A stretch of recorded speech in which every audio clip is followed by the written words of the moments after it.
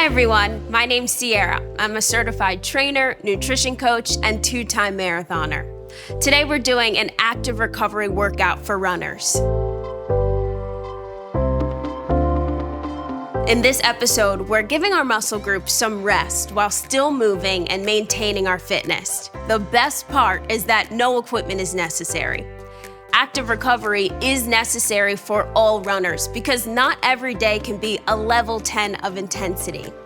Active recovery means that we're giving our bodies some rest while still strengthening other body parts, like muscle groups that might be neglected when we run, like our glutes, our inner thighs, and our core. We're aiming for low intensity, low weight with high repetitions. Let's get started.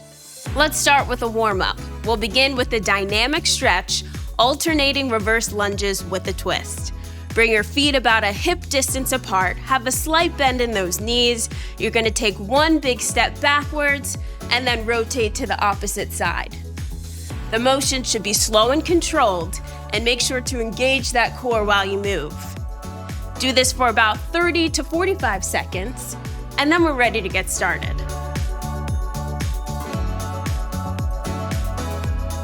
Our first exercise will be an alternating lateral lunge. Bring your feet in a wide stance position, and then we're leaning to one side, shifting our weight to the right.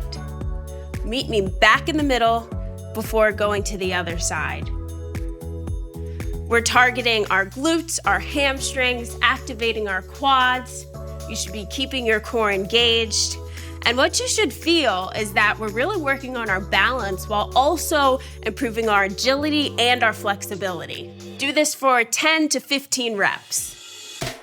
We've made it down to the mat. We're gonna do a figure 4 leg bridge. Start with your knees up and then cross one ankle over the opposite knee. You're gonna bring your glutes up, open up your hips, hold at the top, and then slow and controlled, bring it back down. Make sure you're squeezing your glutes, keeping that core engaged before you bring it back down. This exercise is a major hip opener. We're targeting our glutes and our inner thighs. And there's also some core work too. Aim for 10 to 12 reps before you switch to the other side. Now let's get into some core work. We're gonna do a plank with an alternating rotation. Start in a plank position. Your hands are shoulder width apart, and then bring your knees off of the ground.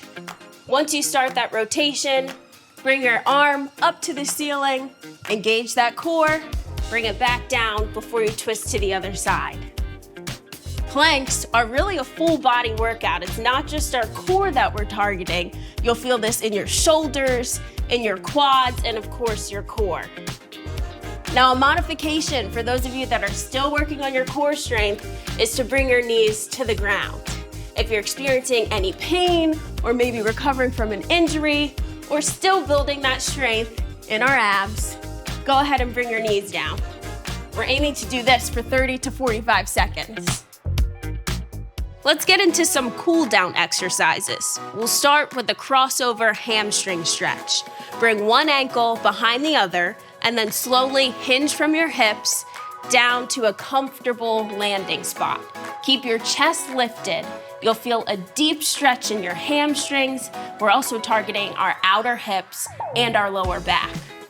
Hold for about 20 to 30 seconds, then slowly rise back up and switch sides.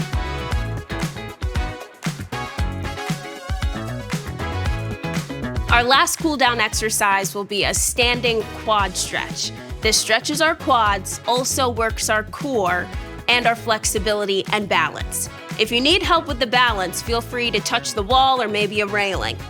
Bring one foot into the palm of your hand, hold for 20 to 30 seconds. You'll feel a nice deep stretch in your quads, also keep your core engaged.